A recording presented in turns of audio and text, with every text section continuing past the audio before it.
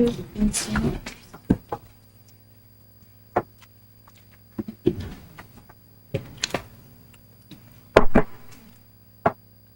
evening. I'd like to call to order the meeting of the Board of Mayor and Aldermen, Monday, October the 10th. At this time is Reverend Jim Norman in the audience. I have not seen Reverend Norman this evening. If I could, Mr. Woodard, would you be kind enough and gracious with their invocation and lead us in the pledge? I'd be honored, sir. Thank you. Can we all stand?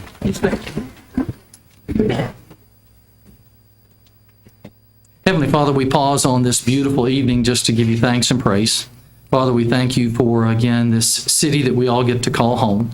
We thank you again for the first responders that are always out there working so hard to keep us safe. We thank you again for the board here, the mayor and all the aldermen and the people that serve and also our city government. So, Father, may you continue to bless this town.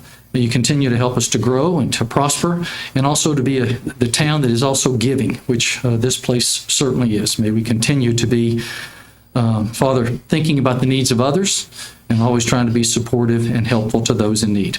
Father, again, this is the prayer that we bring to you in the name of Christ. And together we all say, amen and amen. Would you join me in the pledge?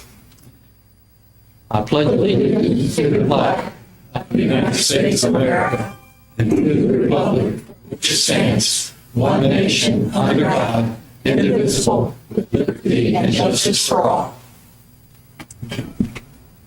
Thank you, Mr. Woodard. This time I'd like our city recorder to call the roll. Yes. Mayor Noes. Present. Mayor Pro Tem Mathis. Here. Alderperson Almacher. Here. Barry. Here. Dunn. Glick. Here. Wilson. Present. 6 present. Thank you. With that, this evening we have a couple of exciting things to talk about first. First, I'd like to welcome a newcomer to our city. I'd like to read a certificate of recognition. Colonel Randall J. Gordon, Commander at AEDC, new Commander at AEDC. In honor of being installed as the 32nd Commander of Arnold Engineering Development Complex by the United States Air Force for the past 71 years, AEDC has been an important national resource and has contributed to the development of practically every one of the nation's top priority aerospace and defense systems. We respect your experience, appreciate the leadership and the commitment that you've demonstrated throughout your career, and we appreciate that you are a member of our community. Congratulations on receiving this honor, and welcome to Tullahoma. So on behalf of the 20,339 citizens that call Tullahoma home, and by the authority vested in me as the mayor of Tullahoma, I now therefore proclaim Monday, October the 10th, 2022, as Colonel Randall J. Gordon Day in Tullahoma, and urge and beseech all citizens to recognize me in the same. If you join me at the flag, I'd like to get a picture of the presentation.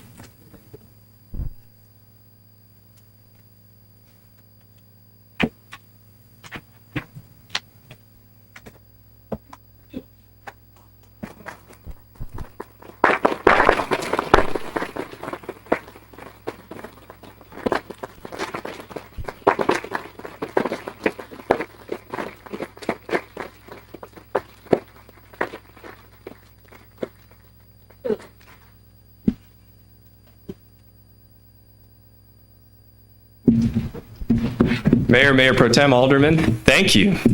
So with a couple of hours left to Randall J. Gordon Day, I'm assuming that comes with a free ticket to Chick-fil-A.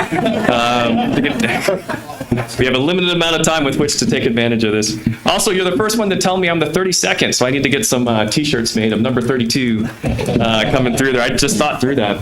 I wanted to introduce my wife, Tiffany, while we're here. So we are very, very happy to be here. If you had met me a few weeks ago, you noticed I walked around with a cast on my right hand, and it's because I met so many people in Tullahoma and shook so many hands that it actually snapped part of my hand. And so I still have that brace. But I give you that to say that in about 18 or 19 different moves that my wife and I have had, in 24 years of service in the Air Force, We have never, right, and I mean this as deeply as I can say it, we have never just been a part of a community that was just so welcoming and so open, and it's just been wonderful. I was telling a couple of you guys when I met here, oh, sorry, please go ahead. So I was telling a couple of you guys when I met that this is our first time coming to Tennessee. We've heard of Arnold for a lot of our career in the test business, but we've never been stationed here, and we've never been to Tennessee before, and we've fallen completely in love with it. We were talking about this just a few days ago of, wow, what a spectacular town, what a wonderful community. We love the state. I've hiked so many different waterfalls just in the time that I've been here. We got a chance to see the Lost Sea just yesterday and took a trip up to go see that. We went to Monteagle and ate in Al Capone's house and had a great time there as well. And the hits just keep coming, right? Skydived over at the airport, and we're going to get a chance to do some zip lining stuff, and the community really loves the place. And so, again, thank you, right, for just being such a welcoming and open community. I also have to congratulate this community for being named the Great American Defense Community. That is an exceptional honor. That doesn't happen for a lot of places across the country, and it just hammers just how much of the support that this community has for the base.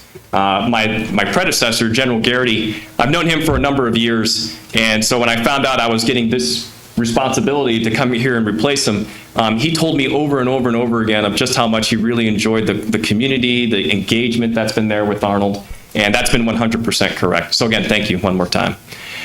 So I want to leave you with a couple of things. One is, so I just got back from what we call the Air Force Association, which is a big gathering of the United States Air Force and now Space Force that we have in Washington, D.C. And as a part of that, we did what's called the Wing Commanders Conference, where we get a chance to sit with the Secretary of the Air Force and the Chief of Staff of the Air Force. And for 3 days, it's basically all of the senior leadership of the Air Force talking to somewhere on the order of about 300 different wing commanders that are there that represent the entire United States Air Force across the entire planet. And the Chief of Staff said something that I think is important for this community to hear.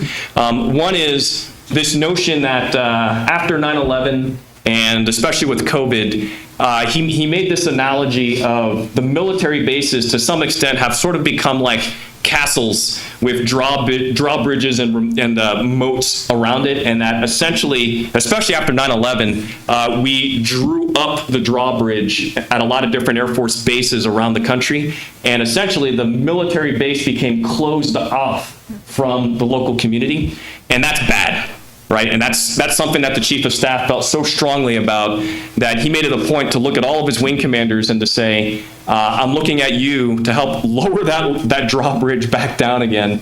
If we expect to recruit and to be able to build the base and the communities that we need the support of our local leadership as well. And if our answer is, well, we're going to be standoffish and you can't come to the base and no one knows what happens on the base, and there's one community here and another community there, then we failed in that mission. So I took that as a personal challenge of how do we reinvigorate a lot of the ties between AEDC and the local community. And so just know, right, that's one of my big imperatives coming back. And to hear the Chief of Staff say that was just confirming of, okay, I think we're on to something here about how do we open up those ties again.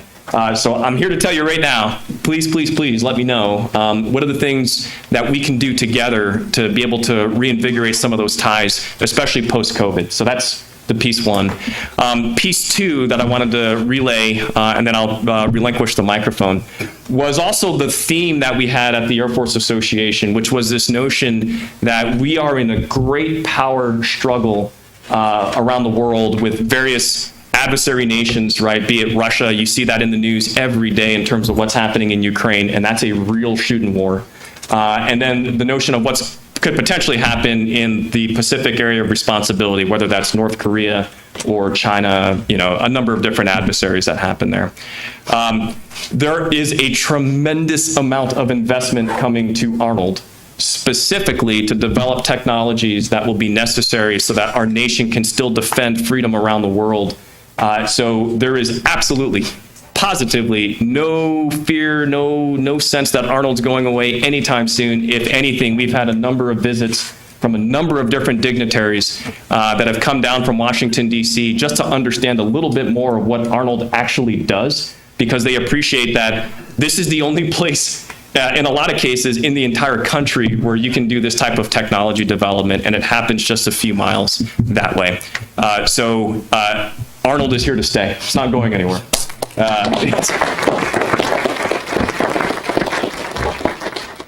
The work that we do requires so much support from the local community in terms of the airmen that come in here and the civilian leadership that works out there. And it matters from a national defense standpoint. So again, on behalf of the Chief of Staff, I just wanted to say thank you for being so strong of a tie with the community. Thank you for welcoming my wife and I here. And I look forward to this assignment like nobody's business. This has been such a great time, and we've only been here just a little under 3 months. And already we can tell that this is just going to be probably my favorite tour in 24 years of service so far. So thank you. Thank you.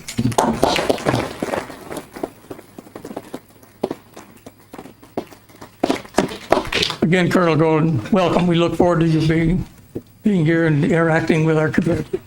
Thank you. Another prestigious award I'd like to make at this time is a presentation that on behalf of the International Economic Development Council, a gold award presented to the Tullahoma Area Economic Development Corporation. I'd like to present this to Winston Brooks on behalf of the corporation. Mr. Brooks, come forward.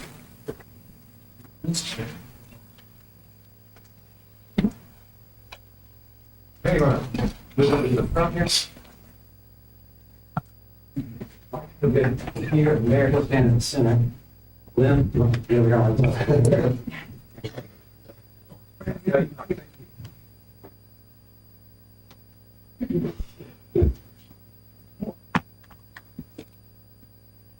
Good. All right. Well, this goes to Mr. Brooks on behalf of the corporation there, and put the podium is yours, and I bet you left, so just to say something.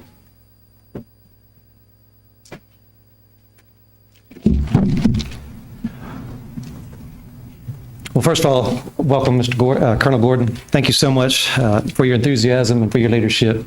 And thank you, Mayor and Board of Aldermen. It is a pleasure to be here before you tonight. And on behalf of the Tullahoma Area Economic Development Corporation Board of Directors, we are pleased to announce that the Williamson Aviation Historic Redevelopment of Tullahoma Airport's World War II hangar has been recognized with an Excellence in Economic Development Award from the International Economic Development Council, or the IEDC. So we're super excited about that. I do want to recognize our chairman, Lynn Seaburn, is here tonight, as well as Colonel Beverly Lee, one of our board members. And this award was received at the IEDC annual conference in Oklahoma. And I want to thank Colonel Beverly Lee for attending that conference and receiving that award on our behalf.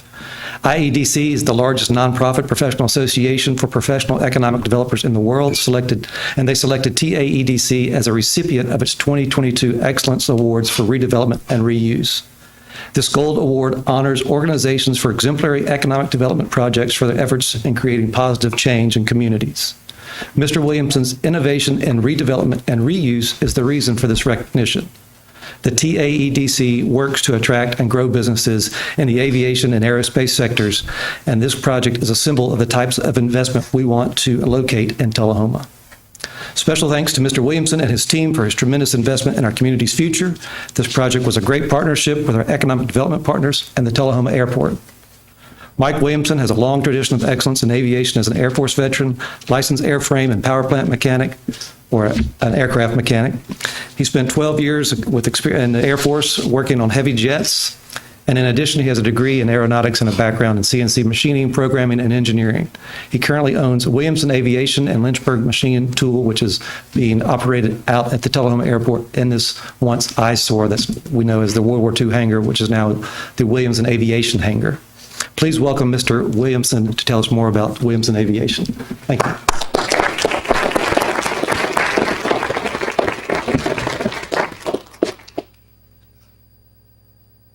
Well, I appreciate the award, everybody.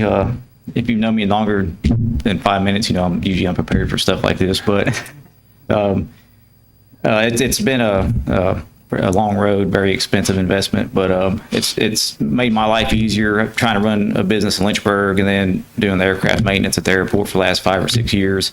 has me stretched real thin. And so now we're able to find this piece of property, restore it, consolidate my business, both businesses, and streamline things. And we're expanding. I'm looking at, trying to hire more employees. I'm really trying to grow the engineering side of the house, the machine shop, the aircraft side of the house is, as of right now, kind of self-sustaining. So now my next moves right now is, expand, rebrand Lynchburg Machine Tool, and I'll probably look at more engineering projects and get more into the tech side of it. Great. So, but I appreciate it.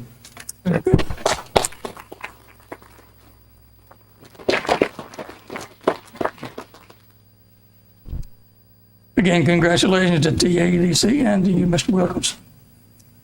This time, we'll entertain comments from citizens. I believe if you were going to speak tonight, you did sign in. So we have a list of those who have signed in, and I'll ask the city recorder to call you up. Reba Waters. I will ask you to keep your comments to about 3 minutes. You would, please. Okay. State My your name is and Reba address. Walters, and I am the president of the Daycare Center, Tullahoma Daycare Center, and I'm here tonight to comment on resolution number 1928, which is on tonight's agenda. We are excited about this opportunity to expand our services to more children by adding additional space to our building and upgrading our outdoor classroom area. Receiving this large of a grant is a rare opportunity for a nonprofit daycare such as ours to expand our services. It will allow us to decrease the number of children on our waiting list and to serve more families in our area. We appreciate your support for the project, and as we work with the state and local agencies, we hope to make this expansion a reality. Work life is easier for families with stable, quality childcare, which we have been providing in Tullahoma since 1968. Thank you for your support. Thank you. Next on the agenda, Next on the list would be, that signed in, Mr. Craig Northcutt.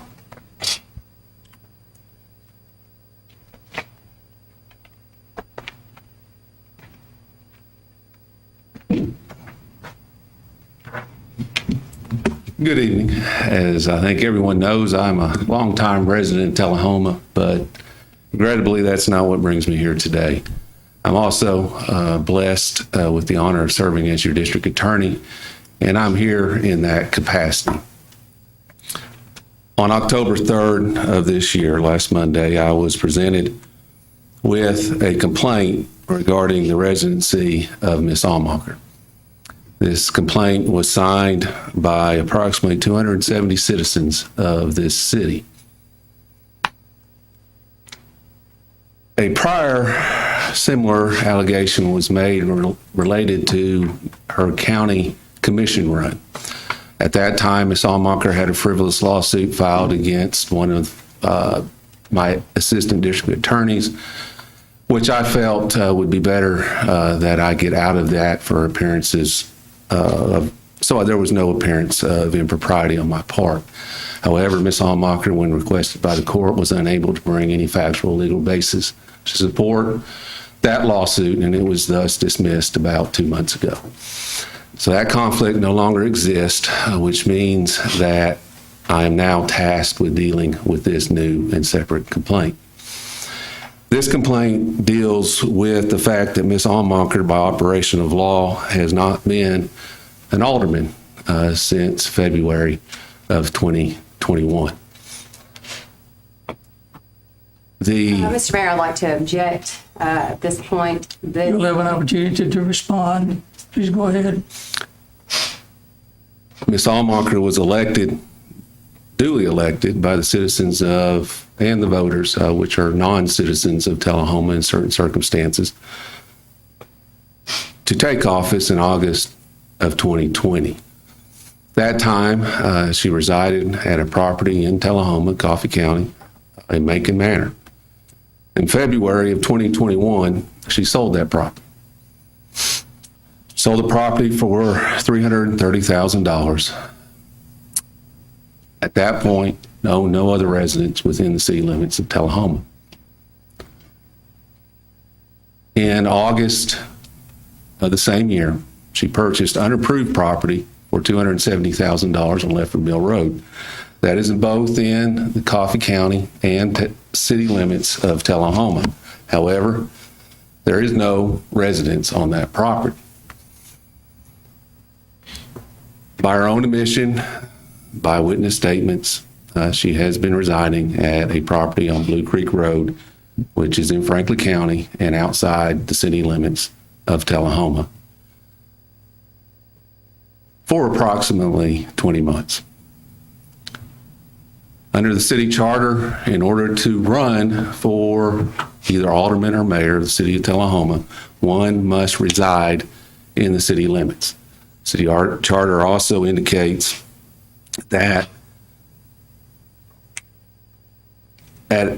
a alderman and mayor must continue to reside in the city limits for the full term This is on the agenda, and he's passed his 3 minutes. I would ask for an extension, Your Honor. I think this. We don't have that in our board rules. I think it. Point of order. This is not on the agenda, and it's passed his 3 minutes. Your comments are not in order. Please go ahead.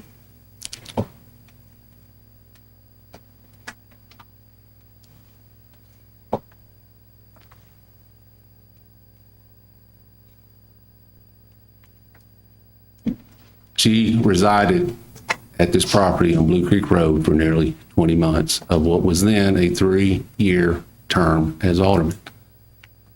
It has now been extended to 4 years.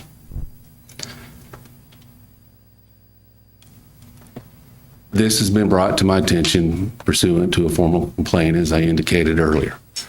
Pursuant to 2935-101, it falls upon the District Attorney General within the county of the city to bring a quo warranto action to remove a public official who is unrightfully holding office. Thus, it has now become my responsibility to deal with this issue. What I'm here today to ask is that Ms. Almacher do what is required of her and step down. Every vote can be called into question for every item that you continue to take action on. That is not best for the city. It's not best for you.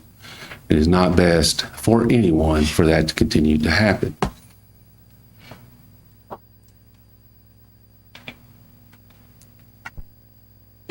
If you do not take that road, I'll have no choice but to file the appropriate action to have you removed by court order.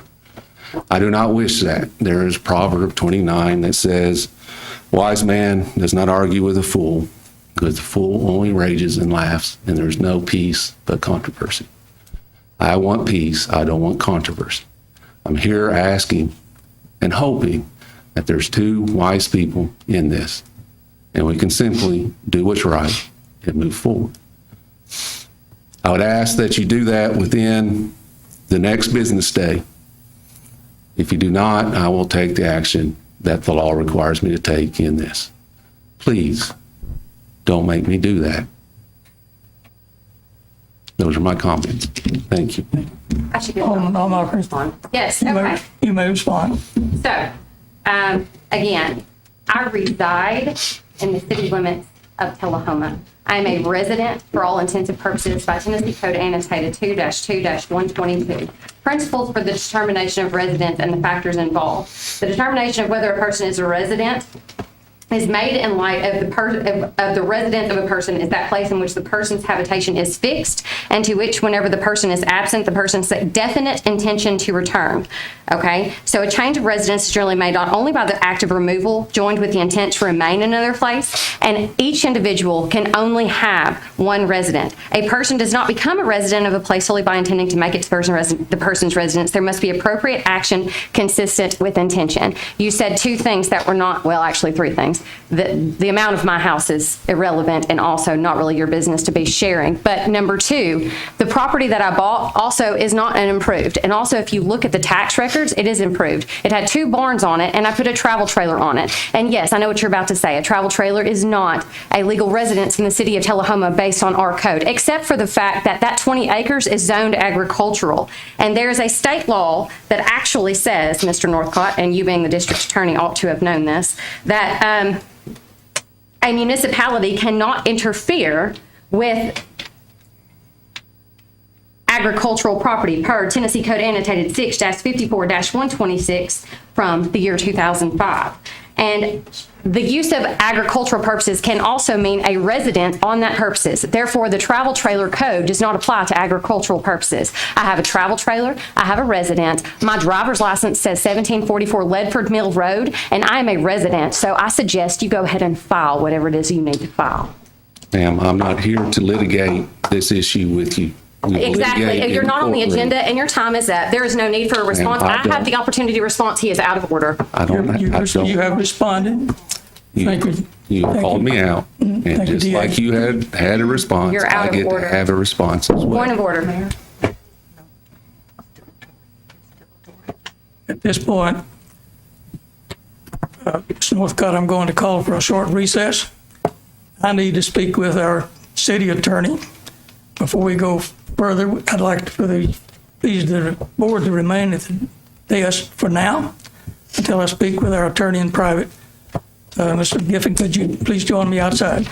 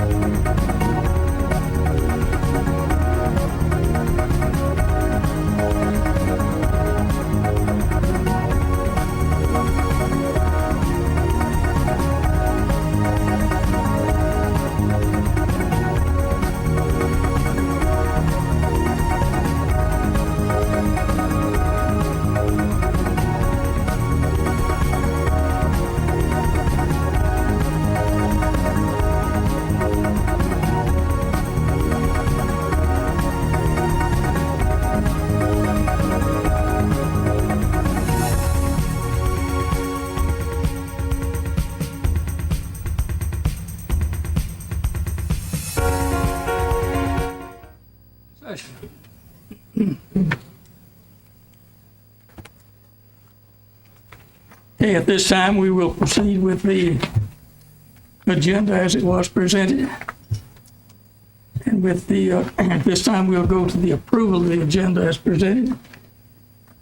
If there's no objection, we'll approve the agenda as presented. Hearing no objection, we will proceed with the agenda. We'll start with reports from the Aldermen. We'll start with Alderman Wilson. Yeah, so I have had, we actually didn't do the reports last time. So I thought I would back up just a little bit because there was some pretty cool stuff that happened. Had my first Arts Council meeting, was very, very nice to meet everybody. And we're so fortunate to have that council in our town. Lots of exciting, cool stuff happening. I've also had the opportunity to have my first Go Green Tullahoma council meeting. Met everybody there, was really nice. Alderman Dunn was kind enough to kind of come to this first meeting and kind of introduce me to everybody and get me up to speed on everything that is going on in that council. Lots of really, really intelligent people on the board. We also, Alderman Glick and I had an opportunity to have a tour of TUA facilities, and that was very, very impressive. They do those tours with the public. I highly suggest it. It's quite exciting. We have a really, really, really nice things there. And that's about it. Alderman Dunn. Yes, sir. As Alderman Wilson mentioned, I had my last Go Green meeting, so that was a bit bittersweet, but I know she'll be doing well with that. And I met with the Economics Board last Tuesday, and I think Winston hit most everything there, but lots of really exciting stuff. So.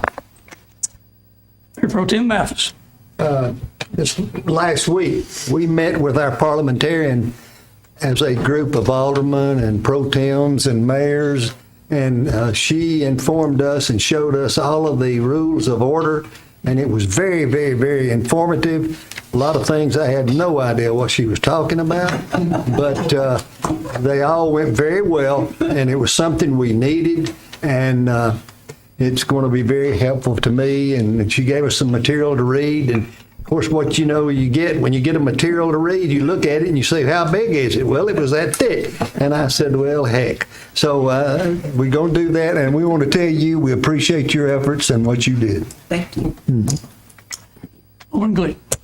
I haven't had any committee meetings from my assigned committees, which is the Sports Council and the Downtown Committee, but I've met with or talked with Winston Brooks about the downtown group, and hopefully we'll get something started with it pretty soon. There are currently no members, so I would, in the future, be maybe proposing adding some members, inviting some people, or however, whatever the procedure would be on that. But we need to get some people involved from the public.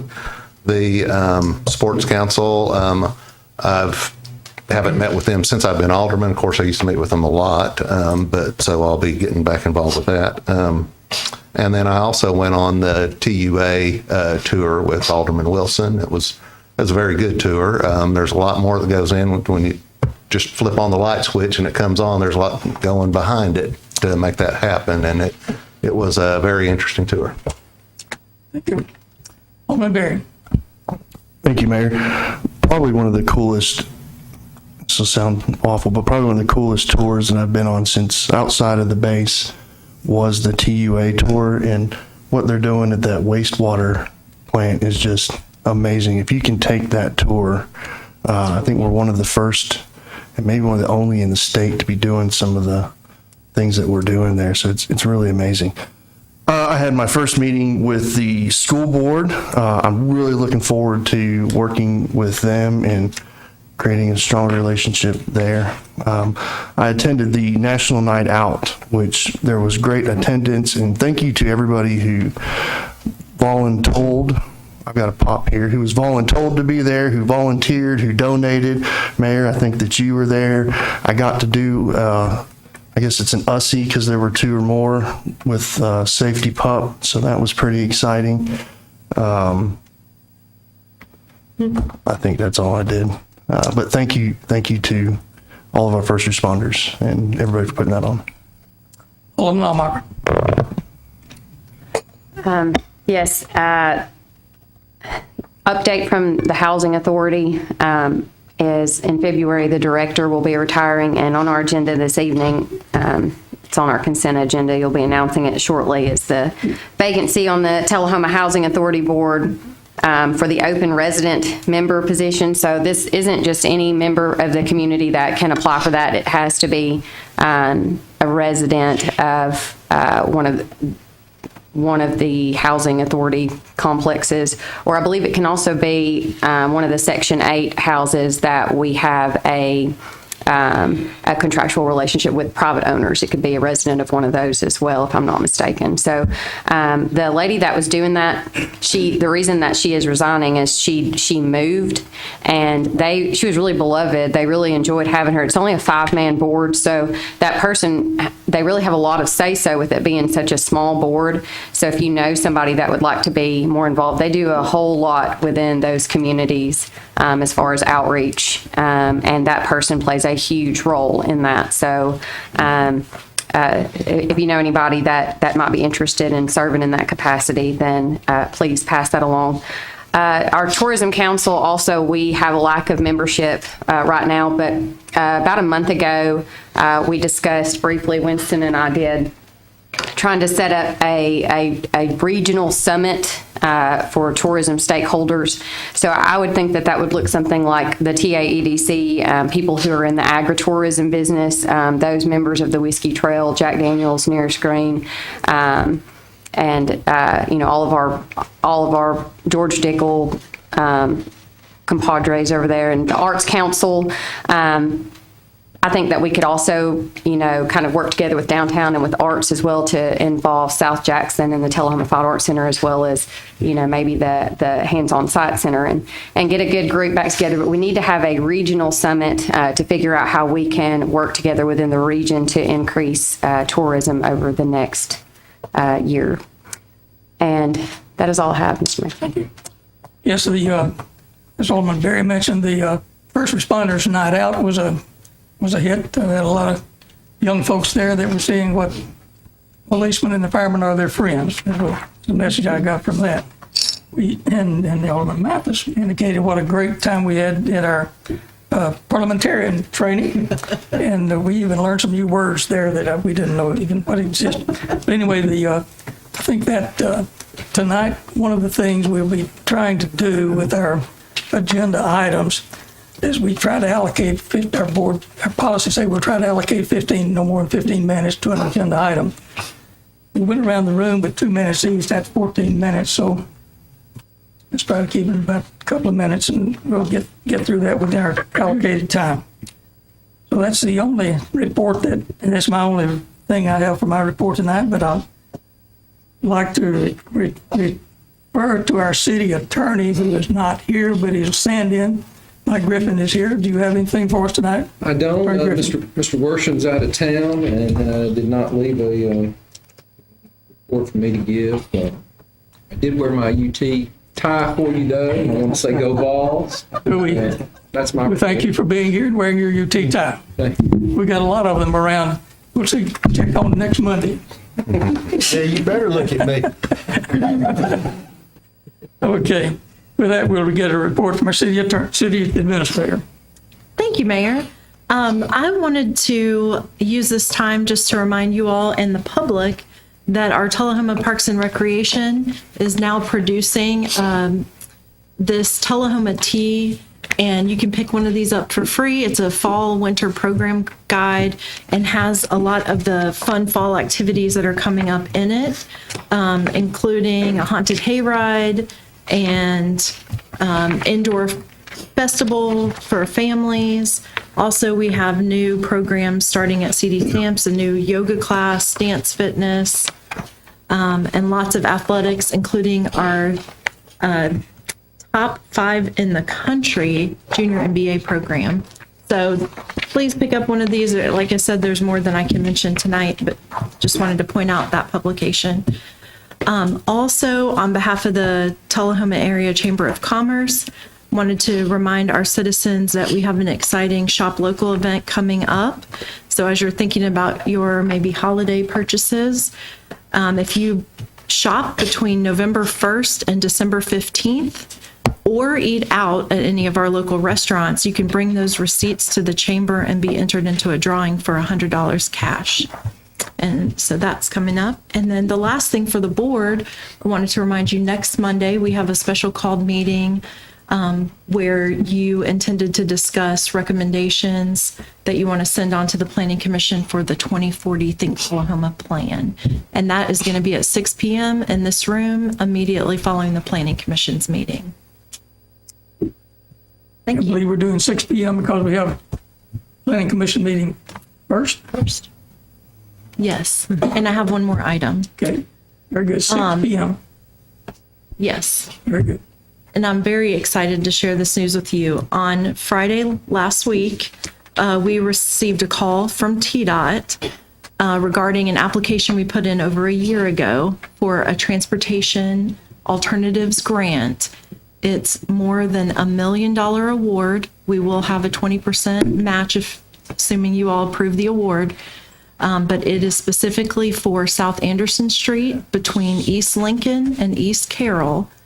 And it's an improvement project that would upgrade the signalized intersections at both of those endpoints, build a sidewalk on one side of the road, multi-use path on the other, install curb and gutter.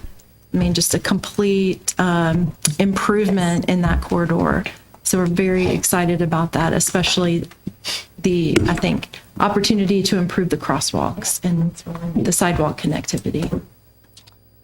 So that will be coming to you, I would think, probably 2 to 3 months before we see the grant contract, but it'll be coming on a future agenda for you to accept that award.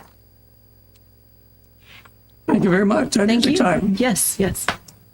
Okay, we'll move into our agenda tonight. First, we'll start with the approval of the consent agenda. I'll read the captions for the consent agenda.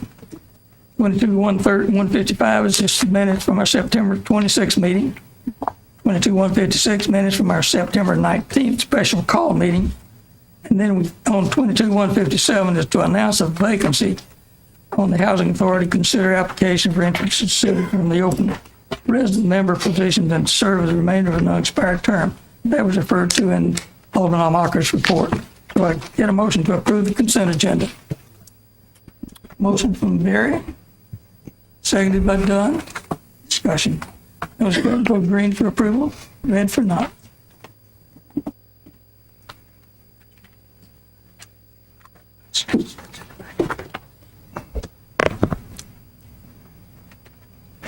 I'm missing a few.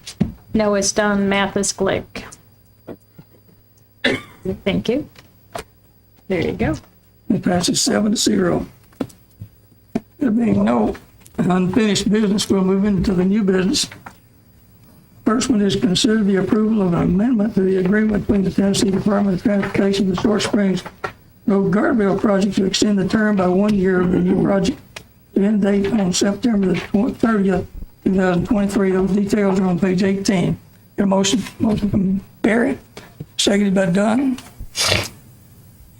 Any discussion? Discussion will go to the city administrator. She has some details on that. Yes, I thought I would share. This Short Springs Road Guardrail Project is going to install guardrail on both sides of Short Springs Road, immediately adjacent to and across the bridge at Bobo Creek. This is a project that on our September 12th board meeting, you approved awarding the bid. And now the state is following up. They've concurred with the bid, and they are granting us a 1-year time extension to complete the project and finish all closeout. So this amendment is only extending the TDOT grant contract by 1 additional year. Any discussion? Seeing none, they'll vote green for approval, red for no. That passes 7-0. Next on the agenda is item number 22-159, consider approval of the purchase of fertilizer and seed from Dickens Turban Landscape as applied from the Tullahoma Parks and Rec Department for the athletic fields amount of $17,275, $17,275. Motion from Mathis, seconded by Barry. Any discussion? Any background on that, City Administrator? We're just recommending Dickens Turf and Landscape Supply. They were the apparent low bidder for these materials, so we could do our annual maintenance to our athletic fields. Any discussion? Seeing no discussion, we'll bring for yes and red for no.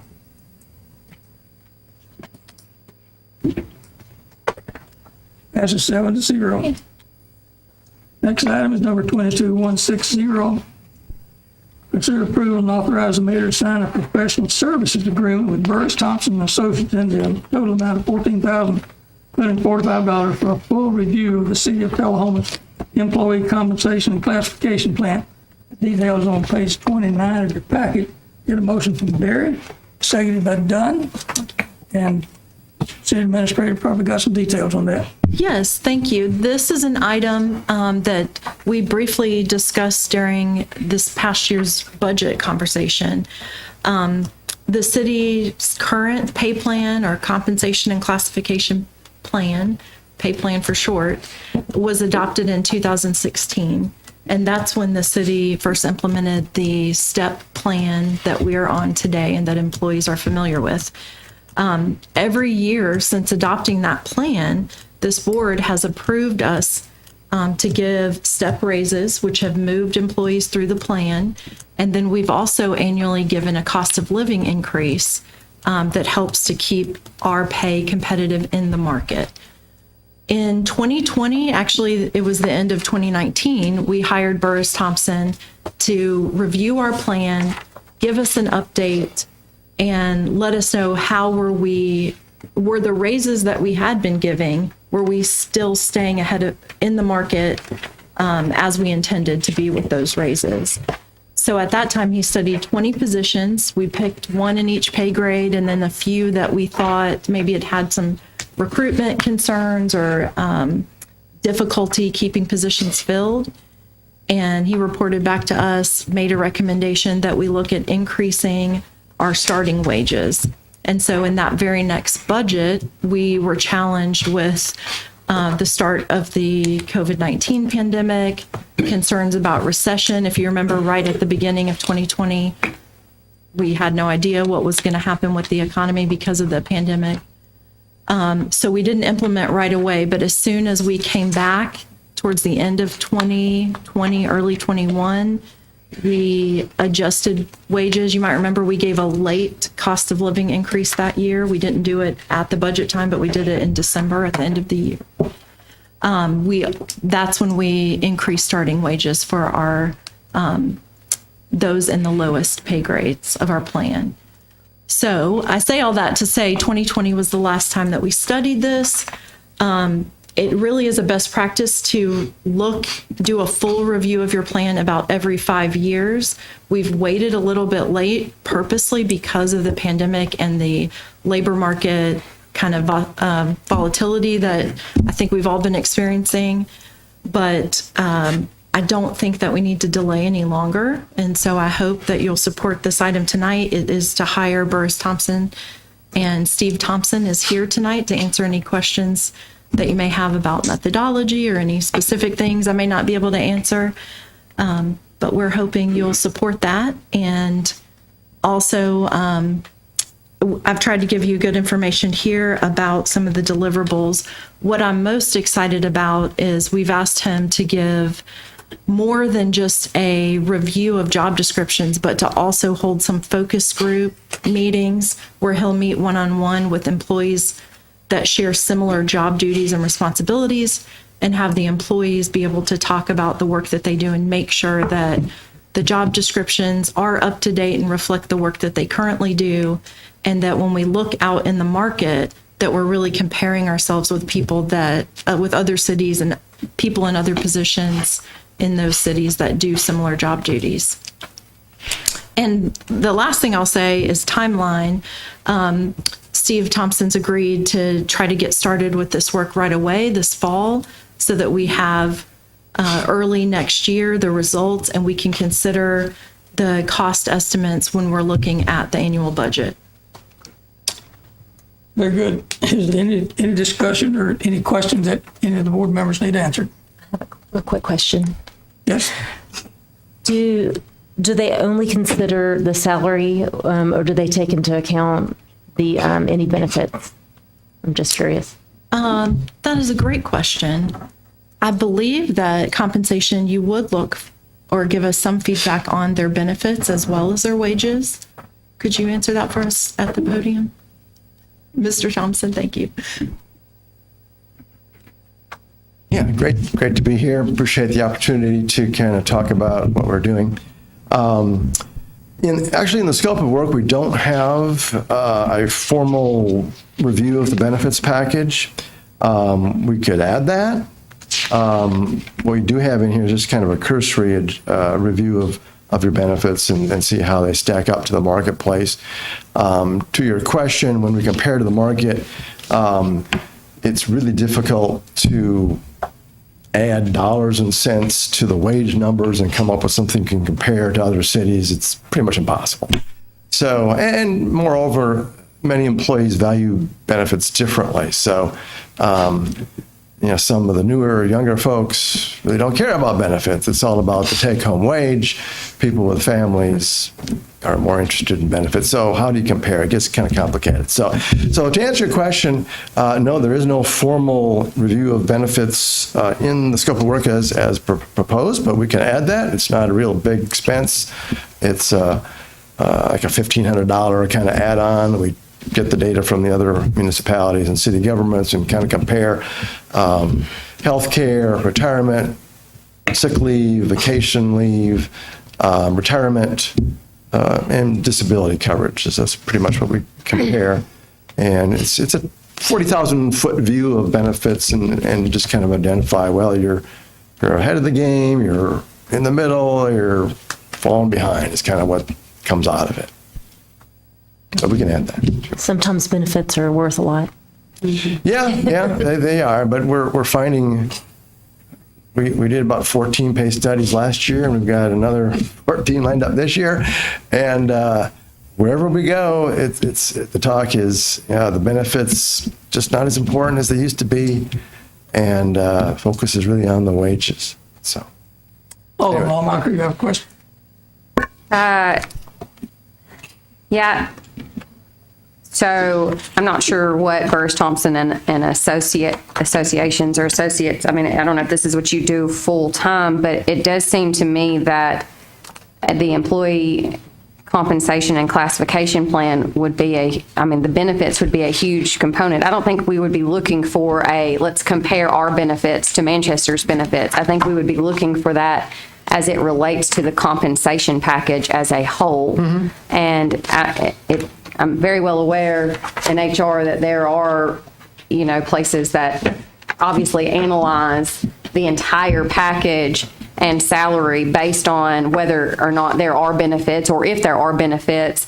If there are great benefits, then the salary, may be lower. If it doesn't have benefits, the salary may be higher. So unless you are analyzing the compensation along with this benefit package, your data is not going to give us what we need. Okay, like I said, we can add that. It's not a big deal. I will say this. Not a compare contrast. I mean, it needs to be added in to your analyzing the total employee compensation. So, well, to be clear, what we would do is we would line up the health care coverage, the retirement, paid time off, et cetera, and compare across the benchmark employers, other cities and county governments, and identify how much per pay period employees contribute to healthcare coverage. That's a dollar and cent amount that we can quote. How many days of vacation? How your sick leave is set up? Do you accumulate sick days? Is there a limitation on unused sick days that you can accumulate? Is there no limitation? Do you pay it upon termination? Do you not pay it on return terminate? Do you roll unused sick days into TCRS? All those kinds of questions we can analyze. Yes, be glad to do that. Mayor? Alderman Dunn. Yes, and this is probably more for Jennifer and possibly Costa. Do you feel like this package as presented is going to meet the needs and answer the questions you need to make decisions for our city employees? I think the scope of work that we presented, we tried to be cost effective in our request of Burris Thompson, and just from our own knowledge and review, I actually wanted to ask a follow-up question, but from our knowledge and review, I would say that we offer some of the best benefits of any city government that we would be competing against. And then certainly public sector benefits have historically always been better than private sector benefits, especially when we offer a pension plan. That's a rare thing in today's world. What I thought listening to your conversation is it might be very helpful if Costa and I provide you with an overview of the benefits that we provide and how we estimate the value of those benefits per employee, what the city spends annually, what the employee has to contribute annually for their benefits. And we have a number of voluntary benefits that we offer. But I think if you would look at our benefits package, it should help inform your decision about where we should be in the market. So it would help us give guidance to Steve Thompson. What I mean by where we want to be in the market is typically one of the first questions that Mr. Thompson would ask us is, do you want to be in the middle, and have maybe half of places pay less than you do, half of places pay better than you do? Or do you want to position yourself at the very top of the market, be the best paid employees in this region or this market area? Or do you want to be somewhere in between? I think for us, we have been really successful at being right in the middle of the market, because when you look at total compensation with our benefits package, we're still one of the few places that is covering employee medical benefits at 100%. Our employees do not contribute to any insurance premium. We cover them 100%. Family medical benefits, which something that I have, I think we pay about $310 a month for family coverage. That sounds like it's worth a lot. We'll ask anyone who has to buy private insurance. That's in the thousands of dollars for a family. So that's the kind of competitiveness that I would say we could probably share with you, and you would feel confident in the numbers that we show you that we are a premier employer when it comes to benefits. But I also agree with what Mr. Thompson said. When we look at, I review every exit interview that's taken as employees leave, and I also get frequent updates about recruitment. And he's right. I don't know if it's generational, but a lot of the employees, the candidates we see today, they're most interested in what dollar are they going to make, and they worry about benefits after they've chosen the job. We've even had employees that leave thinking that they're leaving to make more money per hour, and then they call us and say, can I come back because I didn't realize how much their medical benefits were going to take out of my paycheck. So I guess that's what I was going to share. And then I was going to ask you as a follow-up, in your survey that you send out every 2 years, does that include questions about benefits? And we could possibly review that survey information Yes. to see how we compare. Yes, it does. And you should, Costa probably has that report, yes. Yeah, I thought it did. Yeah. Okay. So we do this benefits review many times when we do pay studies, and to be honest, most of the time the result is we've got some strong points, we've got some not so strong points. Does it tell us we need to be a high payer or a low payer? Probably not. So we're going to continue with our pay strategy, whatever it is. Most employers, kind of by definition, choose to be average. I've got some clients that choose to be way above average. And I've got one or two that purposely, because their benefits package is so good, target below average in salaries, although one of those said, because of the benefits thing not being important, they're going to target the average now going forward, even though their benefits package is really good. Employees and families don't pay anything for health coverage. Pretty unusual, probably not sustainable. But anyway, another story.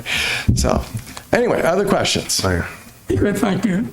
I guess I had a comment too on the benefits package. I think it might be valuable to kind of see a comprehensive study of that, because I think the benefits and the salaries that people are making are, when you put them together, are kind of their compensation. So, so maybe as we study that and see what we have versus what other people offer, and is that what is marketable? I mean, do we need to relook at the, is this maybe the time that we think about, we relook at how we offer our compensation and benefit package? Do people now, as Mr. Thompson said, would they prefer to have more money and less benefits? And do we want to structure ours to be more competitive to do that? Is that the time to look at that? I mean, because right now it seems like we're just going to go forward with keeping our same benefit package, which is great. I mean, I have to get private insurance now, so I know how good it was, and it's very good coverage. It's no cost to the employee, and it's premier coverage. But I know how young people are. They think they're invincible, and I don't really care about health insurance right now. I want a bigger paycheck. So, I mean, is it time to kind of look at that and our whole philosophy of what compensation package we offer? So in order to do that, I think we would need to have more of a beefier study of the benefits. Alderman Barry. One comment first is, my take on it is I want to do whatever it takes to retain our best employees, even our worst employee. Nobody's worse. Everybody matters, right? And attract the best possible talent.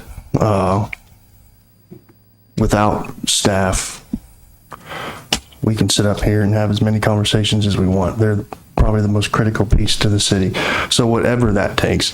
It does sound like we may want the benefits, so I will make a motion to amend. Do I want to postpone, or do we want to make a motion to amend to add the benefit? Yeah. You would postpone it. No. I think we want to add. Benefit to the scope of work. We want to add the benefit to the scope of work. I'll make a motion to amend the scope of work to add the, help me out here, the benefits study. Motion to amend the scope of work to include the benefits study. And I mentioned we could do that, I think it's at $1,500, as I recall. That would be the add. Should I add he said up to, I'll say up to $1,500. Do we need to add that in there? An amount? Yes. Not in an amount not to exceed $1,600. He said not to exceed $1,500. And I can amend this document and send it back. Let's get your amendment to this recorded. Get it. Motion to add scope of work to include a total benefit. Benefits review, call it. That'd be Benefit review. Yeah. A total benefit review up to $1,500. Yeah, I would like to make a comment. You recognize? So just to clarify for your purposes, what we're asking is not just a compare contrast of other benefits. We're asking you to analyze those benefits as it relates to the total compensation. So to kind of put a dollar amount to what that total compensation is, including our benefits, as opposed to other municipalities' total compensation, including their benefits. Okay, so that is pretty darn impossible to do. I mean, we could come up with a dollar amount, sort of. I mean, how do you value vacation time? How do you value unlimited sick versus unlimited sick accrual Sick versus? days you're getting paid for those days, so you can put a dollar amount to those days. I mean, am I understanding that correct? Is that what we're asking? Yeah, but then you got, okay, what salary level do you talk about in coming up with those costs? There's a whole host of issues that we'd have to resolve. I mean, it could be done, but at the end of the day, I'm going to say you're going to be, what does this mean? That total package for a heavy equipment operator and the average benchmark group is $62,000 and yours is $58,000. What do we do with that? I don't know. It says you're in the ballpark, but we probably don't need to go through that whole exercise to tell you that. Well, if we're in the ballpark and they're 58, or we're 58 and they're 62, but our benefit package is better, we would need to know that. So we would need to know what their benefit package is in order that's to. the approach we're going to take. We're going to do the salaries. We're going to give you numbers based on salary. We'll do a benefits review and identify here's where you're strong, here's where you're weak. Overall, your benefits package is in the ballpark or stronger than average, whatever. And then you can use that information to determine, do you want to be an average payer or slightly above average payer? We would work with Costa and the rest of the city to determine that. And maybe we need to go before you to make that final decision before we go forward with the study as far as the salary data goes. But whatever you want to do, but that's the approach we would take. I'm not comfortable with the approach. We have a motion that you're making. I want to withdraw. I'm going to add something. Yeah, I'd like to withdraw that motion. You're withdrawing your amendment. And it's going to be Chair's suggestion that we postpone action on this agenda item and let our staff put together a proposal, a request for a proposal to incorporate the comments that you've heard here tonight. Would the board be comfortable with that? Move to postpone. Yeah. I second it. Can I withdraw my motion? I never said it. I heard you withdraw. Withdraw, I heard move to postpone. Almacher make a motion to postpone, and I need a second. I second it. You've got a motion and a second. Do we need to add the direction to that motion? Well, I think you heard, move to postpone until the staff has had a chance to reevaluate and present us with a new scope. You can add direction. Yeah. Are you guys kind of clear on what we're wanting? Or what? I mean, I understand it's more for you than it is for us, but I think it would be beneficial. I think Bobby had an excellent point. I've had multiple employers that were able to show me what my salary was going to be and then what it would be with all the benefits. And it made a huge difference in my decision.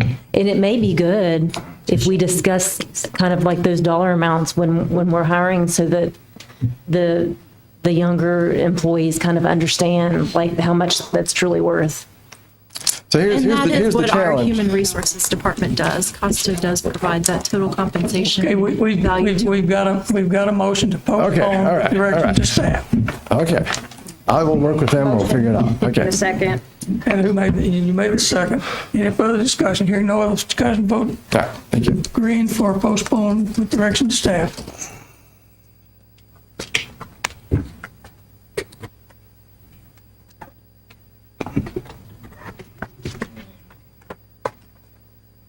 All right, let's try it one more time. Sorry. My paper said it. There we go. Thank you. That's 6-1. Okay, resolution number 1928. Resolution to support a CDBG child grant, child care expansion grant from Tullahoma for the daycare with no local match required. Get a motion. Motion from Barry. So moved. Second from Mathis. City Administrator. Yes. I tried to give a pretty extensive memo and background to this item, and I'll try to be succinct in explaining it, but you're probably very familiar. We've been talking about and soliciting interest in this program that helps expand child care services in our community. Initially, we brought a resolution forward to the board because the state of Tennessee was telling us we're only going to issue one grant contract to the city of Tullahoma, who will be the grantee, and then you sub-grant out to however many daycares you end up assisting, and that the maximum for that grant contract is $500,000. We had identified 2 local daycares. One is Little Angels Daycare that's located on East Grundy Street. The other is Tullahoma Daycare Center on Trinity Lane. And we had thought that that one resolution for up to 500,000 would be sufficient. Since that time, they have come back and said that they want individual grant contracts with each project, so each individual entity, and then each entity could apply for up to 500,000. So what we've done is Little Angels is a little further along in their application process. They've already applied, they've been awarded. We have a grant contract that you approved with them. I'll be bringing you, Mayor Noes, a memorandum of understanding. And so the first resolution that you passed, we are keeping that with Little Angels and to keep our records and reporting process clean. I'm bringing you a second resolution tonight that we hope to put with Tullahoma Daycare's application and have it be part of their grant award. So that's why the resolution in front of you tonight looks identical to one that you previously passed. But I just wanted to make you aware that instead of $500,000 passing through our hands, we've had Little Angels apply for $250,000, and then Tullahoma Daycare is going to apply for up to $500,000. And so we have the potential for $750,000 in funding to come from the state through us to support these projects. Any questions? We got a motion and a second. You can go cut debate, go green for yes and red for no.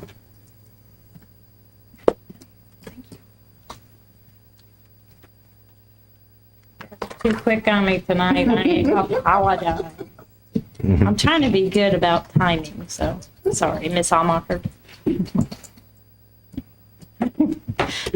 There you go. Passes 7-0. Okay.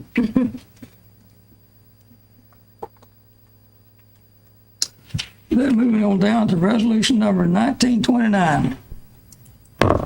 Hope you've had a chance to look at the details of this. The resolution to amend the meeting schedule for the Board of Mayor and Aldermen effective January 2023. And someone has looked at that and we've got a motion from Barry, seconded from, need a second. Got a second from Lee. And I'll get into the details on this. I'll push him to get this done. We've had a number of discussions about not having enough opportunities in our study sessions to get things on the study session timely. So the proposal is to, our charter, say our resolution, our code says we'll have a study session after a regular board meeting. In order to change that, we have to do it by resolution, and we can do it by resolution. And the resolution that's being proposed is to have our regular board meeting occur on the fourth Monday of the month. You would have a study session on the second Monday of the month. Any item that's going to be on the full agenda for the fourth Monday would be on the agenda for the study session for us to review ahead of time, answer all the questions that we have, and that'll be the first portion of the study session meeting. The second portion of the study session meeting would be to have, if there are new items that an alderman wants to get on the agenda, we can bring it forward at that time. It's good. And here's why I want to put this on the agenda. And we get support. And somebody said, no, that's not a bad idea. That's a bad idea. Let's don't do it. But I think it's a way for us to get items on the agenda very effectively. And so that way it gets us, we're still meeting 2 Monday nights a month. We're still accomplishing all the things that the board needs to do for the city's business during the month. For that first study session, we would have every department head here in this boardroom to answer any questions that we have about an item that's coming up on that agenda item. So that will be now for the actual board meeting, we would only have the department head that related to an agenda item for that meeting. So everybody wouldn't have to come. That's the idea behind this resolution to amend the meeting schedule for the Board of Mayor and Aldermen effective 2023. We got a motion and we got a second. Any further discussion? Alderman Almacher. Do you want to start here? You want to do the Since you introduced it, you may. No comment other than thank you for being attentive to the board and our requests and really listening and taking action fairly quickly. Alderman Almacher. Okay, so it's in our charter that the Board of Mayor and Aldermen shall meet on the second and fourth Mondays in each month immediately after the regular meetings of the board and shall continue thereafter until changed to such other times as the board from resolution from time to time directs upon the giving of at least 2 weeks public notice of the time and days. That's what was for the study session. Now, the problem with making the change that you are requesting is that we would also then be in violation of our charter because we would not be having a regular meeting and no action can be taken on that first study session meeting, okay? So that would be a violation of the charter of us having 2 meetings a month. The other problem with it is I think this board is wanting to have a little more control over the city business, and us only being able to vote on something once every 30 days or 4 to 5 weeks, depending on a given month, will actually give us less control and the administration more control.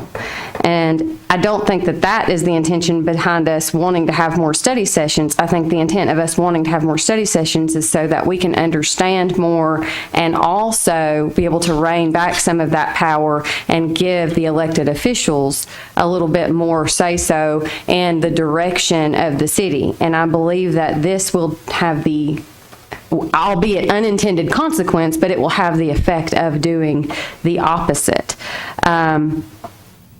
Now, it does say, shall continue thereafter until changed to such other times as the board by resolution from time to time directs upon the giving of at least 2 weeks public notice. So what that says to me is we can have a study session really anytime we want to, so long as we give the public 2 weeks notice. But we can't take away the regular board meeting and just have a study session because that would too be in violation of the charter. It's a resolution we can. Alderman Wilson, you have comment? I've had a few people actually that even have worked in the city before who had made this suggestion before, that I think that a while back, some time ago, and they had a format similar to this. The only thing that I worry about is things, that are time sensitive in the, that might need a board approval, one time a month, maybe cutting it close for some things that are important and time of the essence sort of things. Interesting. Alderman Dunn. I have to disagree that this board needs more control over the employees of this city. I think we definitely want to rely on the people who are experts in their field, and I think micromanagement is exactly what we don't need. If I would agree that what we are doing currently at our board meetings is not conducive to helping our citizens or our employees to conduct what they need to do. I am hopeful that this change might do something good. I also have reservations, as Alderman Wilson pointed out, that if we've got something that might be more pressing, that meeting once a month might be cutting it close. So I just hope that in the future that each of our aldermen come prepared and have spoken with our city administrator before coming in this room. Actually, we've got so much city business every month to conduct. This allows us to conduct that amount of work every month. We're not skipping any work that's to be done. We're just getting it done orderly so that we can have every opportunity to have a study session. And this is not an original thought of mine. It's been suggested by more than one city administrator, former city administrators, that have way to get things before the board in a timely fashion. The way we don't have a good way to do it right now by meeting after every board meeting is you're already too late. So this allows us to get it done in a timely fashion. I hope that, by a resolution, by this resolution, it gives us an opportunity to try this, to see how well it works. If it doesn't work, we can always go back. Alderman.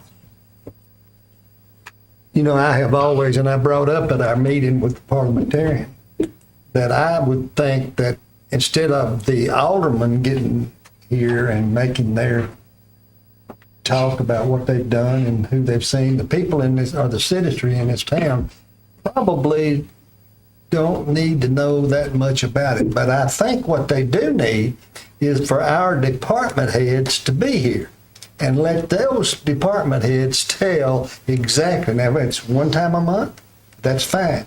But then they can tell us exactly what's going on in their department, and they're very well versed on it, and more so than we are. Alderman Gleason. I have mixed emotions about the format. I do like the study session format. When I first started working for the city years ago, they had, and I'm not suggesting this so nobody shoot me, they had a meeting every Monday, and it alternated between a board meeting and a study session. The second and fourth meetings were regular board meetings. The first and third were study sessions. So they had a meeting every Monday. I'm not suggesting that. So, but if there is some other way we could maybe accomplish the study session format that still allows us to conduct city business on the meeting that we have a study session. Possibly the study session begins the meeting, and then there's a short board meeting to conduct any business that is pressing. Or I don't even know how you'd arrange that, but I think it's a point well taken that I heard about concern about just having one voting meeting per month. Mary, you got any other comments? Was it ended here? No, we got one more round. 2, 3, 4, 5, 6, 7, 8 minutes. You get to go again. Go ahead. Yeah, so the way I read the code as well as the charter is that either way, I believe that not only would this take resolution, I believe it would also require a change in the charter. So this would be something that we would want to analyze as we go forward and we're looking at our revamping of our charter, our rewrite of our charter that we're going to be doing in the next couple of months. You know, as one of the things that we are to do is we are to oversee that the business of the city is being conducted, and we're to oversee that we're going to mitigate liability. And I feel like if we can't take any action, because the study session, the board can take no action, period. And we may get into a situation where that creates some liability on our part with pressing matters. And I like the idea of having the study sessions prior to board meetings. And even if that were to require a charter change or a resolution or a temporary resolution, even until we could do that in a charter change, I would be willing to meet earlier even to do our study session before, and that way it's fresh on your mind and you don't have to wait. Now, it may be something we may not want to take up at that meeting. We may have to still get our co-sponsor and add it to the next agenda, but still, if there are other questions, you still have another study session. You could ask a question in before the item was presented. And I think the study sessions really need to be work sessions of the board, not necessarily presentations. However, I do like the idea of at one of those study sessions every month, maybe you stagger it. You don't have all department heads do it in the same meeting. You do half of them one meeting and half of them the other meeting. And that way we're hearing from a department head every month. And we have 2 study sessions to prepare, and we're not meeting any extra days. I just feel like it is true that our after meeting study sessions obviously are too hard to do. So that's what I have to say. Alderman Wilson, any further comments? Alderman Dunn, any further comments? I would make the comment that the reason that I did it this way is that most of the time, new items that are presented in a study session require some study, some input from staff, some preparation by staff from department heads, and so on. So that this format gives us an opportunity to have that time in there to do that work that has to be done before it comes back to the board. If it's only done the night of, then we miss that opportunity to do the work ahead of time. So I'd like to, again, I'd like to try this, and we do not have to change the charter if we have a resolution. If this works and we want to keep it, we can then go and change the charter. Alderman Mount. I'm fine. Alderman Glade. Just one question. On some items, I know that it takes 2 votes to pass. So that would require 2 whole months to pass some items. That's my concern about one meeting a month. It would be an ordinance or a zoning ordinance. Yeah. Any ordinance would. So that would, it really slows down business if it takes 2 months to pass any ordinance like that then. So I'd be concerned about that. That was why, if we could do the first meeting and start it with a study session, have a study session, have a short section of business at it to take care of any items like that would be my only concern. But I applaud the efforts into trying to streamline the process. Alderman Berry. Close. Yeah, I do have that. I have that same concern, but I think that those are usually the exception when we have pressing issues. And I think that when we have that exception, we could always do a special called meeting if there is something extremely urgent. And like you said, we can try it. If we find it's not working, we can change it up a little bit. I don't think that we're losing any authority, because staff still can't do anything without our vote, so we still keep our same authority. And I applaud the efforts. We received several emails from all kinds. Ron Darden has talked about this a lot, and so I appreciate that feedback, and we do listen to the community feedback, and thank you for that. Okay, caller, we got questions on resolution number 1929 as presented. Vote green for yes and red for no.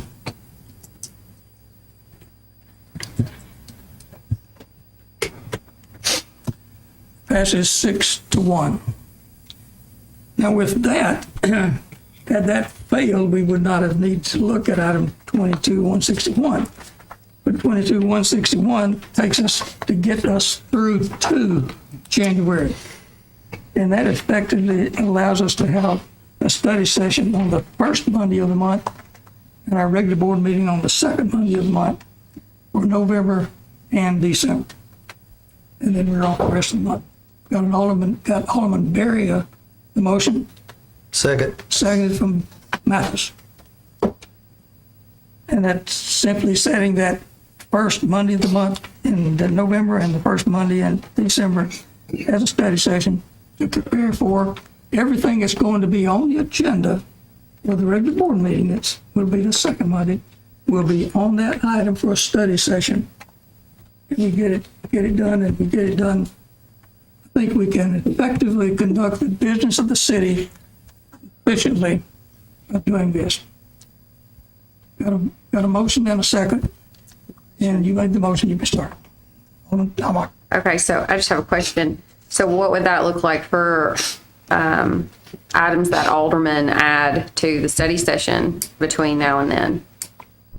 So that also plays into our rules.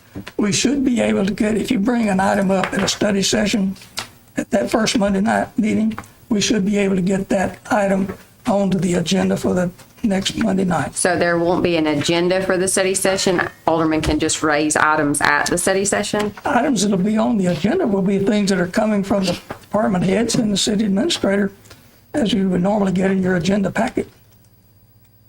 Okay, but in our board rules, it says that we have to submit items for discussion on a study session to the city administrator. Do we still do that? And then those items go to the study session? This is allowing the board members to put something on a study session agenda at a study session. So we can just bring those items to the study session. So this would also change our rules. Or we're going to have to change our rules based on this. We're doing a Then resolution sort of Daniel's shaking his head no, the parliamentarian shaking her head yes. So I'm confused even more. Yeah. I was just agreeing with. Okay. And I was shaking my head no, because we have the ability to add items, period, anyway, outside. Not just that, but it. Okay, so board members seeking to have an item added to a regular meeting agenda may direct the city administrator in writing to place an item on study session for discussion only. Items must be submitted to the city administrator no later than noon on the Monday preceding the week of the board meeting. That is, and I quote, Rule 2.2. Does that rule still apply? No. Then we have to change the rules if it does not apply. We would need to change the rules first before we could even make this change, I would think. I mean. This resolution resolution for these study sessions will allow you to get an item on a study session, on an agenda, on a regular agenda during a study session. Okay, that's wonderful.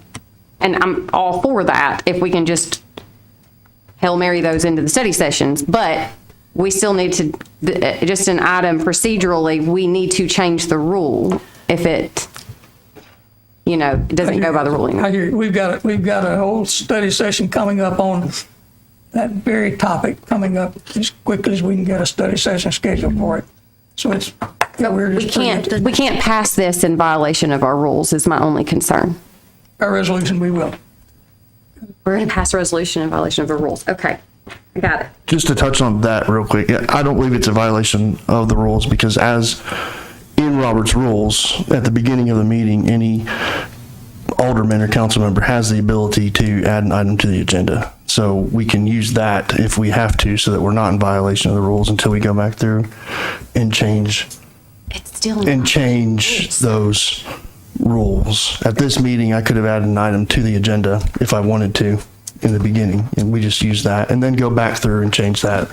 You can only add an item if the board allows you to add an item and take a vote on it. This is a way for an alderman to add an item without a vote for the board to at least have a discussion on it. So that is completely separate.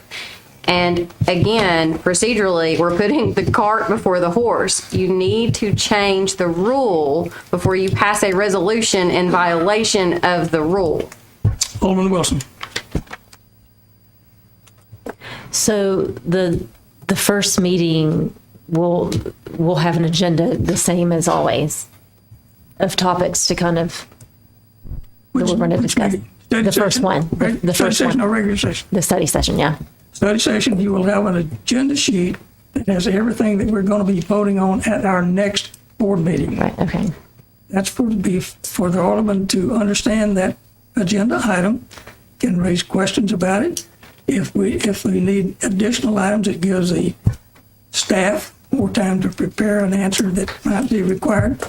And we don't vote on it at that meeting, but you understand what's on the table, and we can go back and get those answers for our regular board meeting.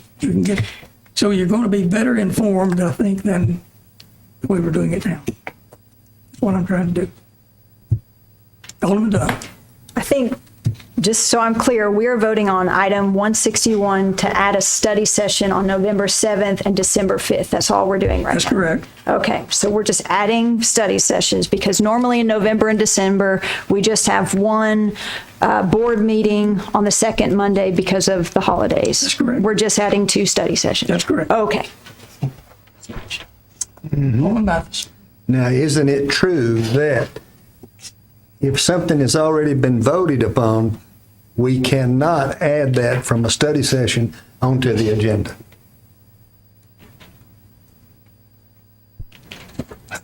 If we have all... It's dead, it's dead. That's what I'm saying. It's dead, but we can't bring it back. True? You cannot bring it back unless you reconsider or rescind it. And that has to be the person who initially... Reconsider, yes. Rescind, no. Reconsider.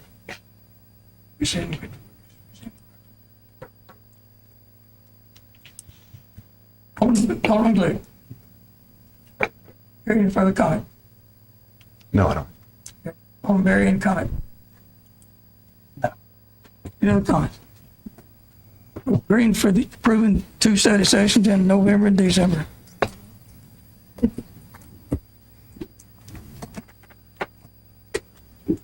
That passes 7-0. Thank you. We will adjourn the board meeting and go to the beer board. Any public comments for the beer board?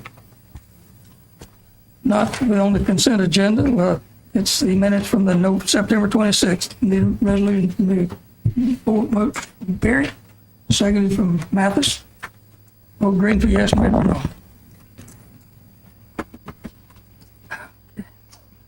And that passes 7-0. No other unfinished business. There's no new business. The beer board will be adjourned. And that adjourns our Board of Mayor and Alderman meeting. And we'll take a 5-minute break and go into study session.